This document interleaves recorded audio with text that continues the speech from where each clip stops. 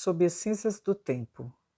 Livro psicografado por Carlos Antônio Bacelli, pelo espírito Inácio Ferreira. Primeira parte. Capítulo 9. Segunda sessão. Fiquei frustrado.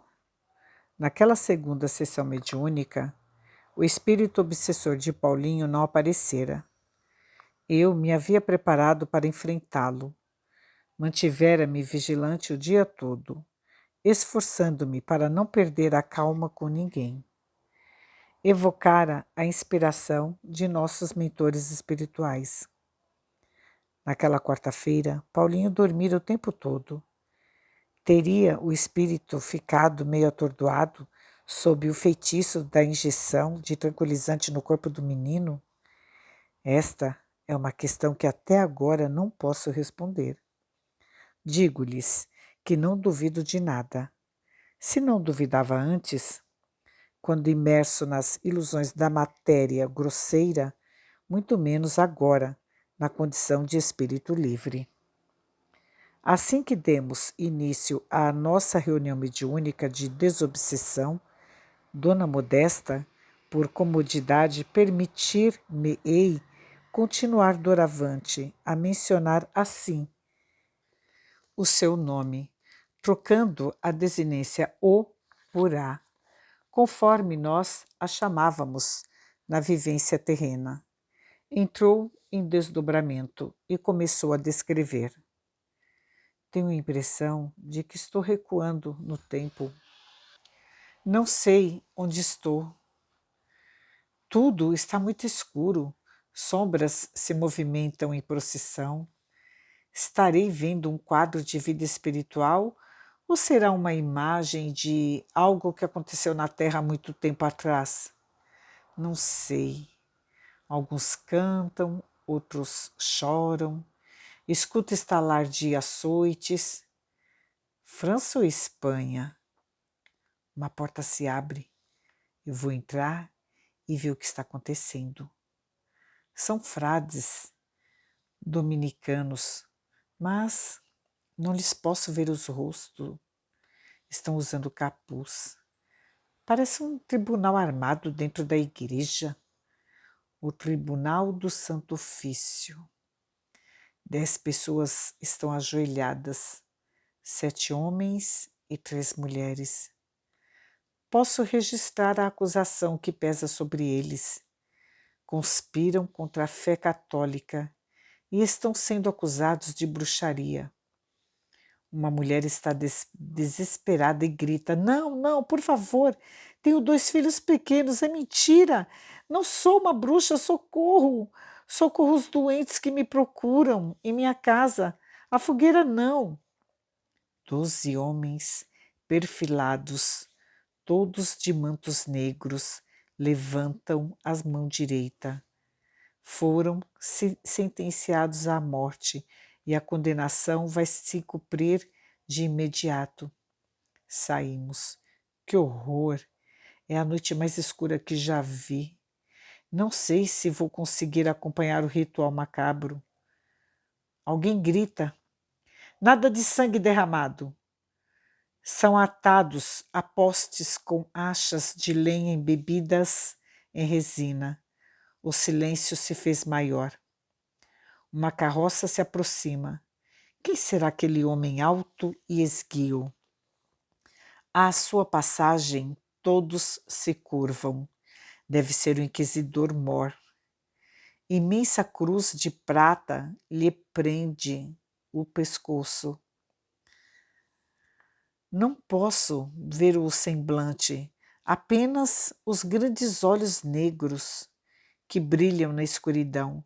Ergue a voz e diz: que sirva de exemplo. Hoje serão estes 10, na próxima semana mais 20. Denunciem. Se alguém souber da existência de algum herege em Saragossa e permanecer em silêncio, também será culpado. A igreja é magnânima. Os delatores serão recompensados. Dona Modesta estava com os punhos crivados sobre a mesa. A descrição da cena, que lhes apresento de maneira sucinta, parecia ter se transportado para dentro do salão. Eu quase podia enxergar na parede do recinto em que efetuávamos a nossa reunião mediúnica aquelas imagens tétricas. Tomando fôlego, a médium continuou. A carroça escoltada por soldados agora se retira. Ninguém fala em perdão. O julgamento daquelas pessoas está concluído. Vestem-lhes os ignominiosos sambenitos, camisolas que são gravadas com nomes injuriosos e figuras diabólicas, e vão sendo empurrados tais infelizes penitentes em meio ao populacho que lhes abre alas. Por que será que, além daquela mãe desesperada, ninguém disse mais nada? Aproximo-me. Que horror, meu Deus! Todos tiveram os olhos furados e a boca queimada. Um diante de cada poste. 10 homens se preparam com archotes nas mãos e, ao mesmo tempo, acendem as fogueiras. Cheiro de carne queimada. O cordão de isolamento se desfez. E, pasmem, muitos populares se aproximam, apanham gravetos no chão e os atiram sobre as fogueiras, no que são incentivados por dezenas e dezenas de homens com hábitos religiosos que os cumprimentam e procuram memorizar-lhes bem os traços fisionômicos. Alguns, poucos permanecem à margem. Escuto 3 amigos conversando a certa distância. Quando será que este pesadelo terá fim? Ontem, em Valladolid, segundo fui informado, devem ter queimado mais de 30. Dizem que agora se voltarão contra os médicos. Todo homem de ciência é inimigo do Papa, conforme estão dizendo. Para onde foi o homem da carroça? Não posso mais, estou exausta. Eu me vi como se fosse uma daquelas mulheres. Tive a certeza de que muitos médiuns ditos endemoniados foram queimados pela Inquisição. Meu Deus! Não é de se admirar tanto sofrimento que a humanidade atravessa. Que terrível! Karma contraído. Dona Modesta fica em silêncio. Está desgastada e naquela noite nenhum benfeitor espiritual se manifesta. Manuel Roberto traz um pouco de água e, passados mais alguns instantes, a reunião chega a termo. Durante alguns minutos, permanecemos quietos, sem ânimo sequer para nos erguermos das cadeiras. Quando tudo se asserena, a abnegada médium comenta: Inácio, o que pude descrever não é nem a terça parte do que vi e percebi. Era muita gente acusando. O medo de morrer na fogueira induzia muitos a falsas denúncias. Foi pior do que o que houve com os cristãos. Como pôde aquilo acontecer? Em nome da religião. Agora entendo que o Espiritismo apareceu no momento certo. Antes, Allan Kardec teria também sido queimado na fogueira. Sorrindo, meio sem graça, observei. Saiba, Modesta, se puderem, eles nos queimam hoje. Se houver um retrocesso político no país, estamos fritos, repito, literalmente. A liberdade religiosa ainda não está consolidada, não. A coisa melhorou, mas os novos ventos que sopram são brisas tímidas. Tem companheiros espíritas que reprovam a maçonaria, mas a maçonaria é a nossa aliada. Que força temos? Somos minoria e vamos continuar assim por muito tempo. A ânsia do poder temporal é uma coisa tremenda. Ninguém, com exceção dos espíritas de boa vontade, está querendo o reino do céu. O negócio deles é aqui embaixo mesmo. Eu não sei como é que eles não fecham o sanatório. Devem ter receio dos nossos feitiços.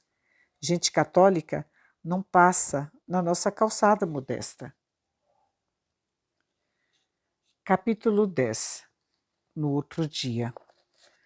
Paralelamente às minhas atividades como diretor clínico no Sanatório Espírita de Uberaba, às quais me consumiam quase todo o tempo, atendia alguns pacientes em meu consultório particular, instalado na própria casa.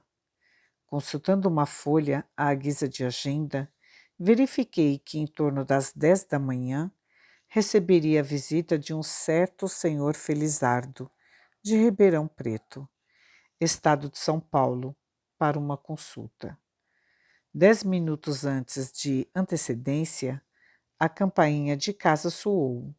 Os gatos saltaram da mesa, como se já tivessem se habituado com aquela rotina. Eu mesmo o recebi à porta. Cumprimentei-o e, procurando deixá-lo à vontade, comecei a conversar, sem me referir de início ao assunto que o trouxera ao meu consultório. Ele não era espírita, mas conhecia o trabalho de alguns dos baluartes do espiritismo em Ribeirão, como, por exemplo, o José Papa, confrade que, igualmente em nome da doutrina, vinha resistindo bravamente aos constantes ataques do clero. Notei no momento que o meu paciente daquela manhã estava aflito, chegando a transpirar excessivamente na fronte e nas mãos, que secava com alguns lenços de papel que lhe entregara. Afinal, meu amigo, perguntei, antecipando-me à sua angústia crescente, que é que o traz a Uberaba? Eu nem sei, doutor, por onde começar, respondeu com a voz quase sufocada na garganta. Eu aqui não viria se não estivesse pensando com frequência em dar um fim na minha vida. E começou a contar-me o seu drama, esperando que na condição de psiquiatra eu tivesse algum remédio para prescrever. Vim procurar o senhor porque, além de médico renomado, sei da sua condição de espírita. Eu não sou católico, nem acredito nos padres. Sou muito menos, sou muito conhecido em Ribeirão e não gostaria que ninguém mais naquela cidade tivesse conhecimento dos meus conflitos. Sou casado e muito bem casado, tenho 3 filhos adolescentes e desfruto de invejável situação financeira. Crio gado e tenho uma usina de açúcar. A minha família é tradicional na cidade. O meu avô era italiano, vindo da Itália com os imigrantes, mas o pai, que já faleceu há mais de 15 anos, nasceu em Ribeirão. O senhor Felizardo estava escolhendo o momento certo para dizer-me o que fazia pensar em suicídio. Estava, digamos, me sondando com o seu olhar percussiente para ver até onde seria merecedor de sua confiança. Abri a gaveta da escrivaninha, acendi um cigarro, o que hoje, para um médico à frente de seu paciente, seria um comportamento absurdo. Entretanto, reconheço, a irreverência sempre fez parte do meu modo de ser. Sempre detestei as chamadas convenções sociais. Por isto, quanto mais me provocavam, mais animado eu me sentia a lutar em prol das minorias. Depois de quase 20 minutos de monólogo, era a parte da medicina em que Não me interessava ouvir os pacientes, como se eu fosse um padre vestido de branco. O fazendeiro se revelou. Devo dizer-lhes, no entanto, que, pela minha experiência, lidando com gente de todos os tipos durante anos a fio, homens e mulheres, mais ou menos eu já atinava com a questão que o atormentava. Doutor, o senhor me perdoe, disse, cobrindo o rosto com as mãos e começando a chorar. Mas, de uns tempos para cá, tenho descoberto na minha personalidade uma certa inclinação homossexual. Como pode ser isto, doutor? Eu nunca senti nada neste sentido. Antes de me casar, frequentava casas de mulheres. Isto é um absurdo. Um homem casado como eu, pai de família? De repente, comecei a sentir uma estranha atração por um rapaz que trabalha comigo na fazenda. Ele é um pouco mais velho que o meu filho Rodrigo, que está com 17 anos. Eu não estou conseguindo mais me relacionar direito com a minha mulher. Eu a tenho evitado. O senhor tem um diagnóstico para o meu caso? Se preciso, eu me internarei, volto a Ribeirão, invento uma viagem longa e venho. Para poupar os que nos estejam lendo estas páginas, procurarei resumir a conversa que tivemos a partir daí. O senhor já chegou, digamos, às vias de fatos com este rapaz? Questionei, com o intuito de obter melhor avaliação. Praticamente sim. Pensou em mandá-lo embora da fazenda, afastando-o de sua presença? Sim, mas ele é arrimo de família, o pai dele serviu meu pai, agora é ele que sustenta a mãe doente e depois eu não tenho coragem. Se tomasse tal providência, eu sinto que acabaria indo atrás dele. Conversaram abertamente a respeito do assunto? Conversamos, mas ele sente o mesmo por mim. Disse-me que está nas minhas mãos, que não se interessa por casamento. Ele o provoca? Não, nunca. Sou eu, doutor, que saio procurando por ele na fazenda. É uma afeição estranha, quase não consigo mais ficar na cidade.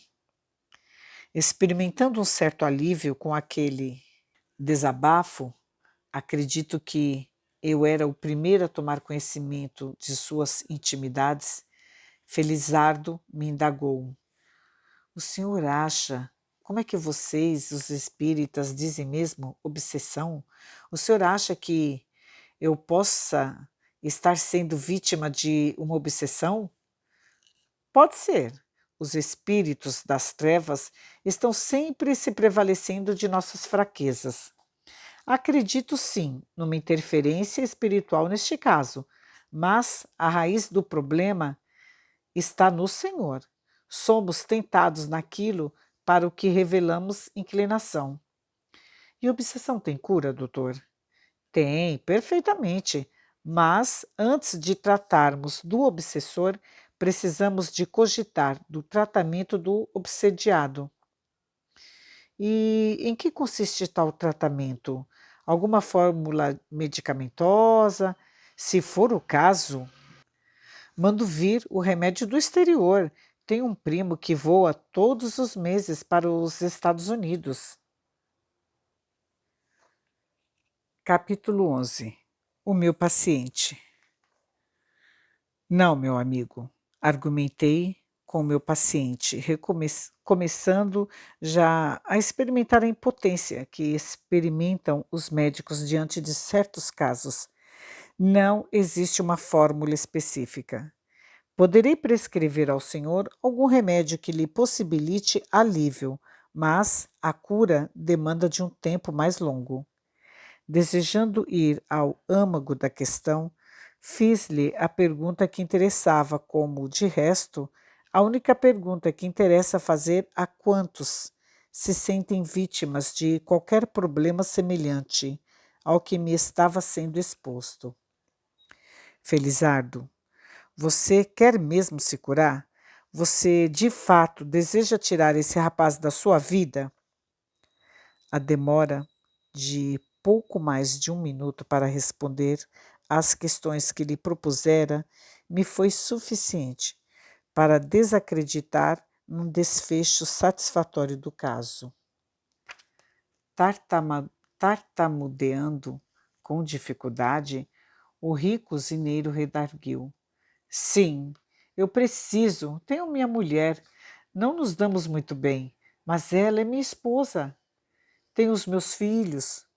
Não, Felizardo, sejamos honestos no confronto que pretendemos estabelecer conosco. Sem sinceridade na avaliação que fazemos de nós, tudo é perda de tempo. Chorando mais compulsivamente, e eu deixei que ele chorasse à vontade, enquanto acendia mais um cigarro. Aquele homem admitiu por fim: O senhor tem razão. Vivo fugindo de mim mesmo. Desde criança que sou assim. Quando contava 14 de idade, tive um problema com um peão na fazenda de meu pai. Casei-me, pensando que o casamento pudesse pôr termo ao meu pesadelo. Diga-me, doutor, o que é que eu posso fazer? Estourar os meus miolos? Nem pense nisto, meu filho. O seu espírito vagaria por muitos anos nas trevas, e o trauma que você imporia, o terrível trauma psicológico que você imporia aos seus filhos. Ninguém morre. A morte é uma ilusão que entrava o progresso do espírito. Mas, doutor, disse-me ele, desafiando minha capacidade, o senhor não tem, então, solução para o meu caso? Dinheiro não é problema. Diga-me, quanto custa? Posso pagar ao senhor em dólares. Não é questão de dinheiro, Felizardo.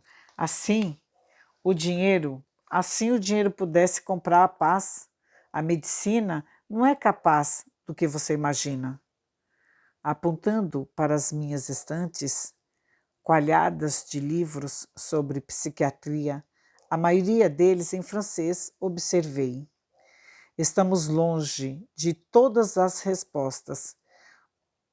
Por enquanto, o que mais temos são pontos de interrogação. Infelizmente, do ponto de vista médico, no máximo, eu poderia falar com você em desvio de personalidade, mas reconheço, isso é muito vago. Quem rouba, quem mente, enfim, quem foge dos padrões da normalidade poderá ser enquadrado como alguém com desvio de personalidade. O sexo, Felizardo, é apenas um dos muitos dramas humanos e, a meu ver, não é o pior. Deixando caneta e bloco de receituário de lado, aconselhei. Eu acho que você deveria tomar alguns passes, procurar orar com mais frequência, tendo o propósito de fortalecer a vontade, porque você não frequenta um centro espírita em Ribeirão. Você é um homem rico. O espiritismo luta muito com dificuldade para manter as obras sociais que desenvolve. Procure se sentir espiritualmente mais útil aos semelhantes. Vou ser sincero com você. O seu caso não tem solução da noite para o dia. Não vou interná-lo sem necessidade. Mas e se eu não conseguir me afastar do Joaquim? Indagou-me, como alguém que tivesse o visível propósito de não se afastar. Então, disse-lhe, contrariando talvez a opinião de muitos confrades puritanos. Aliás, esqueci-me, linhas atrás, de falar também quanto sempre detestei a hipocrisia dos fariseus, dos modernos fariseus travestidos de espíritas. Seria interessante que você se separasse de sua esposa. Ela está jovem e, quem sabe, consiga refazer a vida. A separação conjugal não anularia, diante dos filhos, a sua responsabilidade de pai amoroso. Você adiaria a solução do problema para uma outra vida. Tudo menos o suicídio. Confesso-lhe, doutor Inácio, acrescentou Felizardo, que a Rosa Maria, minha esposa, nunca me aceitou muito bem na cama. Boa dona de casa, boa mãe, boa companheira, mas o adiantado da hora me fez apressar o término da consulta. O relógio de bolso, que consultei sem cerimônia, assinalava 15 minutos depois das 11. Eu precisava almoçar e ir para o sanatório. Outros dramas que se juntavam aos meus me esperavam. A mim, que em existências anteriores, segundo revelação mediúnica da qual não duvidava, havia sido, nos salões parisienses, um bom vivant. À saída, abrindo pequena bolsa, o homem contou alguns dólares e colocou-os sobre a mesa. Juntando-os com a mão esquerda, devolvi-os a ele com a mão direita. Eu não resolvi o seu problema, Felizardo, expliquei, com a preocupação de que ele não se ofendesse. Não é justo que eu receba pela consulta. Faça uma doação a uma entidade espírita de Ribeirão e estaremos quites. Surpreso, percebi que aquele meu derradeiro argumento fora, sem dúvida, o mais convincente. Resolveu sim, doutor Inácio. Em parte, o senhor resolveu. E tirando da mesma bolsa preta de couro um revólver de cabo de madrepérola, depositou-o sobre a escrivaninha, depois de, ante os meus olhos, esvaziar o tambor. Aceite, pelo menos este meu presente, pediu com sinceridade. Sei que o senhor não precisa de uma arma, mas doravante nem eu. O que eu pretendia fazer ao sair daqui é caso encerrado. Devo-lhe a minha vida. Ele não me devia nada. Não soube mais do Felizardo. Mais tarde, um amigo de Ribeirão Preto me informou que um rico usineiro das cercanias se havia mudado para o Paraguai.